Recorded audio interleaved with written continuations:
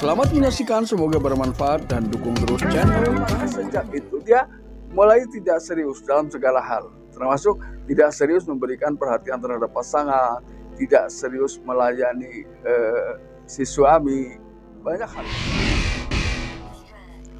Assalamualaikum warahmatullahi wabarakatuh. Kembali lagi bersama saya Kang Kumis. Kali ini Kang Kumis kembali bersama sahabat semua, tentunya masih di channel Kang Kumis. Nah, pada kesempatan kali ini Kang Kumis ingin membahas mengenai 8 ciri istri yang bisa diketahui mungkin kapan kira-kira pasangan atau istri dicurigai melakukan perselingkuhan. Ini bisa kita ketahui ya.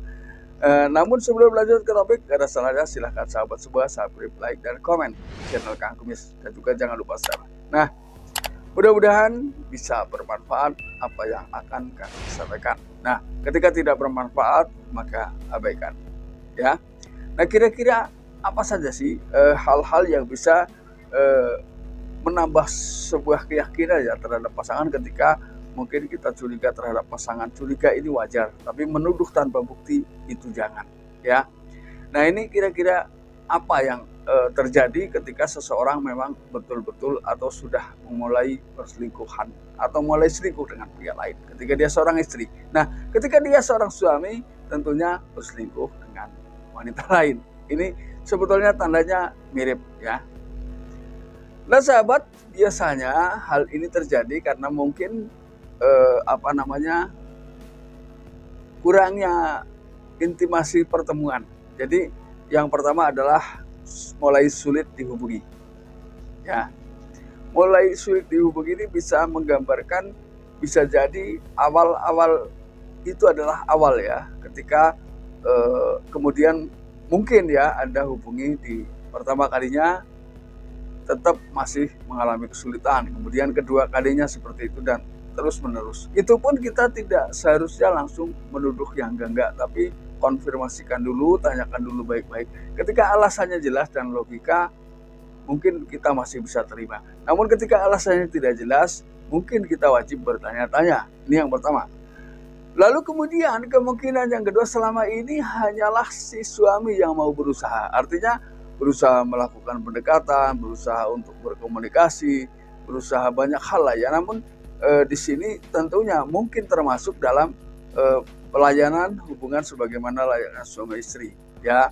Ini biasanya ketika hanya si suami yang berusaha, ini tentunya kan tidak ada greget spesial di antara seseorang ya ketika sedang melakukan hubungan suami istri. Jadi di sini butuh adanya satu keseimbangan atau umpan balik. Namun ketika di sini hanya suami yang melakukan usaha, ini juga perlu dipertanyakan apakah sudah ada pengganti yang lebih dapat menggairahkan gitu ya, lebih mengangkat hasrat atau bagaimana.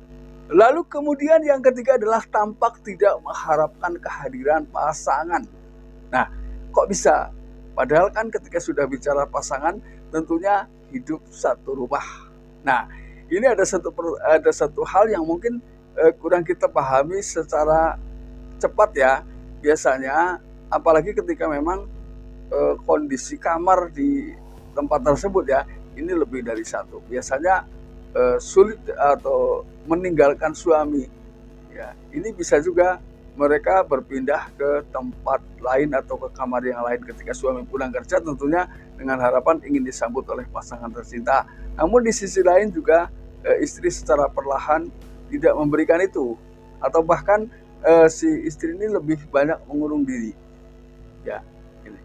Kemudian yang keempat adalah setiap diajak bicara ini selalu dia merespon dengan respon yang sangat datar. Artinya tidak ada pembicaraan yang berlanjut ya. Namun di sisi lain dia hanya menjawab seperlunya, itu pun kadang jawabannya kurang mengenakan. Lalu yang kelima, apakah si pasangan ini dengan segala cara, baik yang disengaja ataupun tidak disengaja, dia selalu berusaha menciptakan masalah-masalah agar timbul di tengah hidupannya ya.